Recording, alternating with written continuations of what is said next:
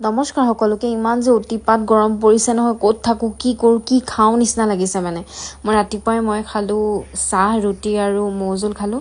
এই দেখিছেনে বাহিৰত যে কিমান গৰম, ভৰিটো থ'বলৈকে বাহিৰত মানে একদম কিবা লাগি গৈছে। আৰু দেখিছেনে মায়ে ব্ৰুণৰ লগত খেলি আছে।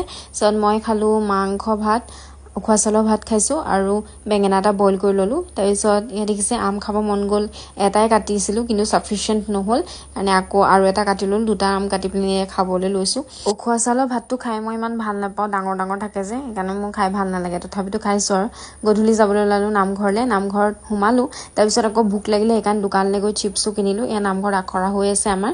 আজি বেছি টাইমলৈকে নহ'ল, যিহেতু চব অহা নাই আখৰালৈ, সেইকাৰণে আকৌ এতিয়া ঘৰলৈ যাব লৈছোঁ। ভাবিলোঁ কি আইচক্ৰীম খাই লওঁ বুলি, তো আইচক্ৰীম এটা ফ্ৰুটি এটা খাই ল'লোঁ। তাৰপিছত ঘৰলৈ আহি উখোৱা চাউলৰ ভাত খাবলগীয়া হ'ল আকৌ। তাৰপিছত পিটিকা, বেঙেনা চেঙেনা পিটিকা, ডিম এটা।